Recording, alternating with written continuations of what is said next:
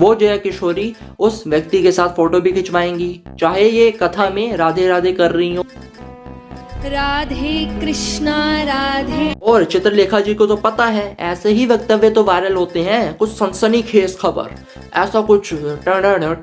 इसके पश्चात आचार्य प्रशांत जी, हमें फर्क नहीं पड़ता कोई भी अमर्यादित आचरण करे, धर्म विहीन आचरण करे, गलत कार्य करे। जब चित्रलेखा जी से पूछा जाता है करवा चौथ के विषय में, तो वो कहती हैं कि शास्त्रों के अंदर, ग्रंथों के अंदर तो इसका कोई वर्णन ही नहीं है। देखिए, मैं आपको बहुत सच्ची बात बोलूँगी, करवा चौथ का जिक्र हमारे किसी इतिहास में, शास्त्र में नहीं है। इसके पश्चात जया किशोरी से पूछा जाता है क्या रजस्वला के समय हम मंदिर जा सकते हैं, तो वो कहती हैं हाँ जा सकते हैं, कोई दिक्कत नहीं है, कोई परेशानी नहीं है। जया जी, मुझे ये जानना था कि पीरियड्स में आज भी कई घरों में ये कहा जाता है कि अचार मत छुओ, मंदिर मत जाओ, पूजा मत करो, आप इस पर क्या विचार रखती हैं और आप खुद क्या फॉलो करती हैं या प्रैक्टिस करती हैं? अब ये सब नहीं है, अब थिंग्स आर चेंज्ड, तो इट्स हाई टाइम कि हम भी उन चीज़ों को हटा के नई चीज़ों को लिखें। बहुत सुंदर। क्या आप यही कह रही है कि शास्त्रों में जो लिखा है वो बेमतलब का है, वो व्यर्थ है, उन सबका कोई मतलब नहीं है? किशोरी कथा करती है जिसका मतलब ये नहीं, लेकिन अपनी मर्यादा और अपनी उस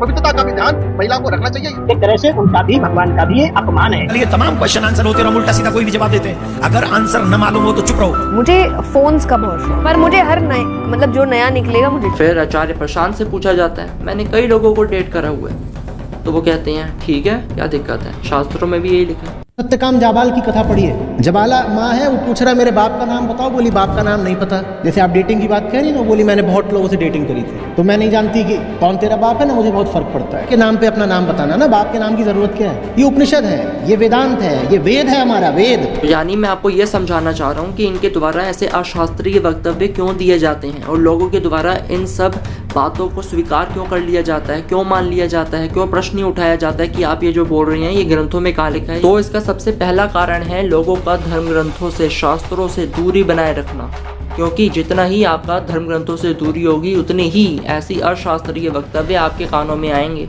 और आपको पता भी नहीं चलेगा। धर्म के नाम पर, शास्त्र के नाम पर, ग्रंथों के नाम पर ऐसे अशास्त्रीय वक्तव्य आएंगे और आपको समझ नहीं आएगा। आप बोलेंगे नहीं हमें तो विश्वास है वो कितना धर्म का प्रचार कर रहे हैं, ये भी अवश्य उन्होंने सही बोला होगा। दूसरा जो कारण है कि जन सामान्य वही सुनना चाहता है जो उनके अनुकूल हो, जो वो सुनना चाहते हों, जो वो सुनने की अपेक्षा करते हों।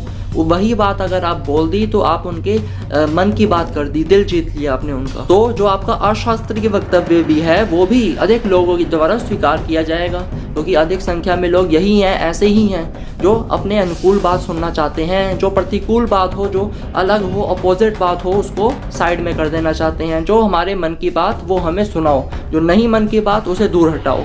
ये लोगों का एक अपेक्षित स्थिति होती है। इसी चीज़ का फायदा उठाते हैं चित्रलेखा, जया किशोरी, आचार्य प्रशांत जैसे लोग, क्योंकि उनको पता है, ये चीज़ तो उनको समझ है इतनी कि लोग सुनना क्या चाहते हैं। वो ऑडियंस ओरिएंटेड माइंडसेट लेकर ही अपनी कथा करते हैं, अपना जो प्रवचन देते हैं, क्योंकि वो जानते हैं कि हमारे अधिक फॉलोअर्स कब बढ़ेंगे, अधिक लोग हमारी कथा में, हमारे प्रवचन में कब आएंगे, जब हम उनको ही ध्यान में रखकर अपनी बात बोलेंगे। ऐसे लोग यही करते हैं। इनको धर्म से, ग्रंथों से, मर्यादा से, उचित अनुचित से कोई फर्क नहीं पड़ने वाला। इनको केवल फर्क पड़ता है ऑडियंस से, हमारे सुनने वाले अधिक हों, केवल उससे फर्क पड़ता है। उसके लिए ये जया किशोरी की तरह एक ऐसे व्यक्ति जो राधा रानी का ही अपमान करता है। राधे कृष्ण, जय श्री राधे, राधे राधे। बार बार बार बार बार बार विभिन्न स्थलों पर योगीराज कृष्ण जी के नाम के साथ राधा शब्द को जोड़ा था। ये योगीराज के साथ राधा का क्या संबंध है? क्योंकि जब हम शुद्ध कृष्ण चरित्र पढ़ते हैं तो देखते हैं कि राधा नाम का कोई चित्र नहीं आता। यानी कि प्रथम संबंध से कृष्ण की मामी राधा, द्वितीय संबंध से कृष्ण की पुत्री राधा, तृतीय संबंध से कृष्ण की बहन राधा।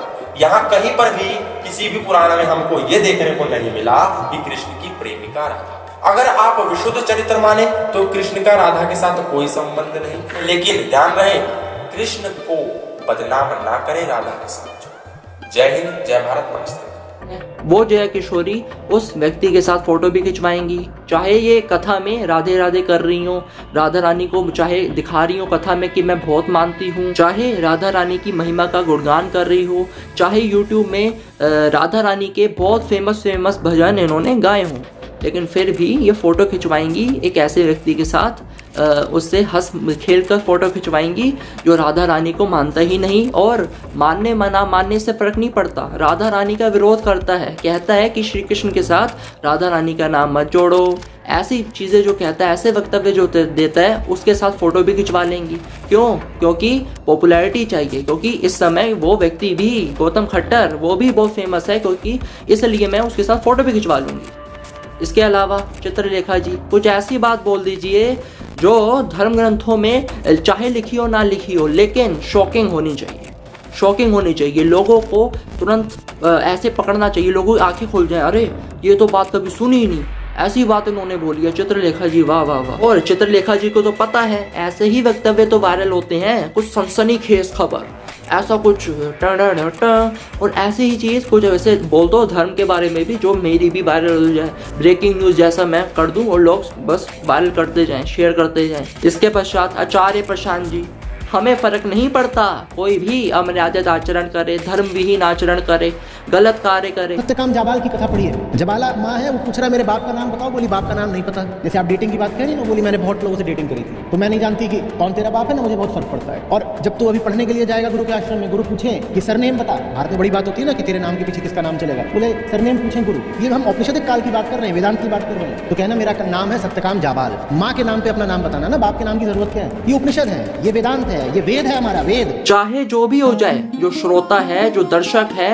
उसे दुखी नहीं होने देना, कुछ भी बोलो, बस खुश करना है, चाहे जो भी बोलना पड़े। हम तो सामने वाले के अधर्म को भी जस्टिफाई कर देंगे, बस खुश होके जाना चाहिए जो हमारा दर्शक है, हमारे व्यूअर है। और जय किशोरी तो और आगे, जब हम पर बात आ जाए तो हम तो साध्वी भी नहीं है। अब धन की बात तो मैंने जब क्लियर कर ही दिया है कि मैं साध्वी संत साधु नहीं हूँ, तो आप क्यों मुझे उस पेडेस्टल पे बैठाएंगे कि अरे आप तो संत हैं, मैं नहीं हूँ संत, मैं आप जैसी बच्ची हूँ, जैसे आपके घर के बच्चे हैं, बिल्कुल वैसी हूँ, परिवार के साथ रहती हूँ। So I think it's high time, और ये मैंने बहुत इंटरव्यूज में कंटिन्यूसली बोला है।